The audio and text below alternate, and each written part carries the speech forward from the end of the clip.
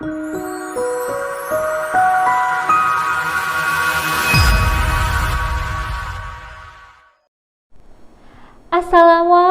warahmatullahi wabarakatuh.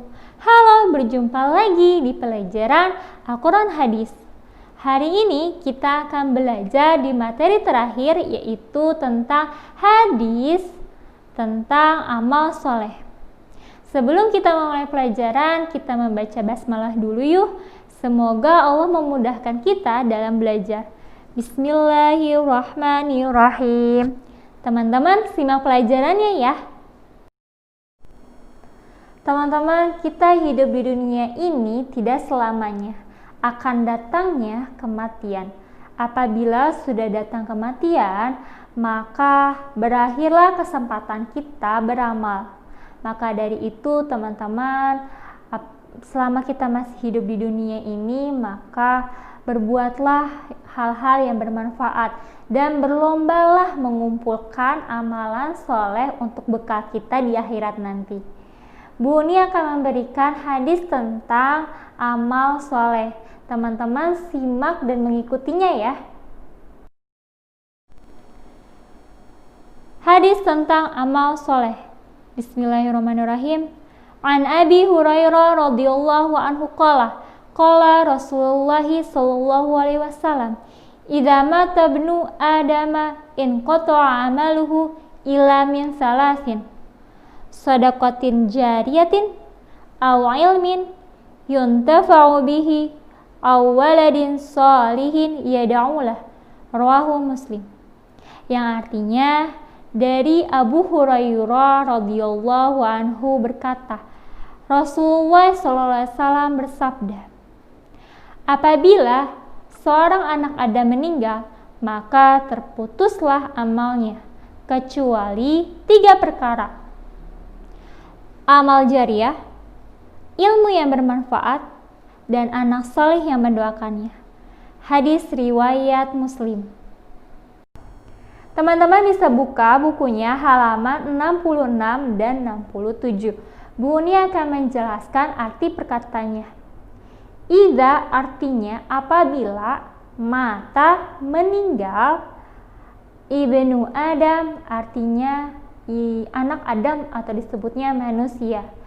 In qata'a terputuslah, amaluhu amalnya, illa kecuali, shadaqatin jariyatin artinya sedekah jariyah, ilmin artinya ilmu, yuntafa'u bermanfaat, walidin anak, solihin artinya solih, yad'ulah artinya mendoakannya. Isi dari hadis yang tadi Bu Uni bacakan, yaitu hadis tentang amal soleh, ialah apabila manusia meninggal akan terputus amalannya, kecuali 3 perkara. Apa aja? Yang pertama, sedekah jariyah. Yang kedua, ilmu yang bermanfaat. Dan yang ketiga, anak soleh yang mendoakan orang tuanya. Bu Uni akan menjelaskan 3 tersebut ya. Teman-teman simak pelajarannya. Yang pertama, yaitu sedekah jariyah. Amalan yang tidak akan terputus sampai orangnya meninggal. Apa itu sedekah jariyah?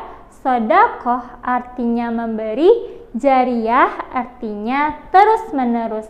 Berarti sedekah jariyah adalah memberi barang atau benda untuk kepentingan umum yang dapat dimanfaatkan terus-menerus. Nah, sedekah jariyah ini memiliki syarat-syarat tertentu. Apa aja? Yang pertama, niatnya yang tulus atau ikhlas karena Allah semata. Dan yang kedua, barang atau bendanya itu masih awet dan tahan lama. Yang ketiga, barang atau bendanya tersebut dapat dimanfaatkan untuk kepentingan umum. Dan yang keempat, barang atau bendanya itu masih layak atau masih dapat dimanfaatkan untuk kebaikan. Buni akan berikan contoh. Contohnya, kalian masih mempunyai sajadah atau mukena yang kalian sudah tidak pakai tapi masih layak digunakan. Nah, kalian sedekahkan mukena atau sajadah tersebut ke masjid terdekat rumah atau masjid lainnya. Nah, selama mukena itu masih dipakai, masih layak digunakan dan dipakai oleh jamaah-jamaah lainnya, amalan kalian akan mengalir terus selama pemakaian mukena itu atau sajadah tersebut masih bermanfaat untuk jamaahnya. Lagi, contohnya seperti mewakafkan tanah untuk bangun masjid, untuk membuat rumah sakit yang bermanfaat, jalan raya, ataupun yang lainnya yang bisa bermanfaat untuk orang banyak. Nah, amalan tersebut tidak akan terputus sampai orang itu pun meninggal. Yang kedua, ilmu yang bermanfaat. Sebagaimana menuntut ilmu, mengamalkannya, dan mengajarkannya adalah kewajiban bagi setiap umat Islam. Ilmu yang bermanfaat adalah ilmu yang diamalkan dan diberikan atau diajarkan kepada orang lain. Ilmu yang bermanfaat ini memiliki syarat-syarat tertentu. Yang pertama, mengamalkan ilmu tersebut. Yang kedua, memberikan atau mengajarkan kepada orang lain. Yang ketiga, ilmu tersebut bermanfaat untuk kehidupan. Dan keempat, ilmu tersebut sesuai dengan ajaran agama. Jadi teman-teman, apabila ada seseorang mempunyai ilmu dan mengajarkannya kembali kepada orang lain, maka orang tersebut mendapat pahala yang mengalir terus-menerus. Contoh ya, si A punya ilmu nih, Bismillahirrahmanirrahim, diajarkan ke si B, Bismillahirrahmanirrahim, dan si B mempunyai murid, nih muridnya banyak, dan diajarkan kembali Bismillahirrahmanirrahim. Nah, Bismillahirrahmanirrahim ini ilmunya itu mendapat pahala yang terus-menerus. Nah, itu ilmu yang bermanfaat. Walaupun cuma Bismillahirrahmanirrahim, tapi itu menjadi pahala yang terus-menerus mengalir. Yang ketiga ialah anak soleh yang mendoakan kedua orang tuanya. Siapa anak soleh? Anak soleh adalah anak yang taat beragama, bersungguh-sungguh dalam beribadah, dan berbuat baik terhadap sesama. Kita sebagai anak soleh harus berbakti, punya kewajiban berbakti kepada kedua orang tua dengan cara menyayanginya, merawatnya, berkata lemah lembut terhadapnya dalam bertutur kata ataupun bertindak, dan membantu meringankan pekerjaannya. Anak soleh selalu mendoakan kedua orang tuanya selama masih hidup ataupun ketika mereka sudah meninggal. Teman-teman tahu kan doanya? Baca bersama-sama ya. Rabbi firli wali walidayya warhamhuma kama rabbayani shaghira.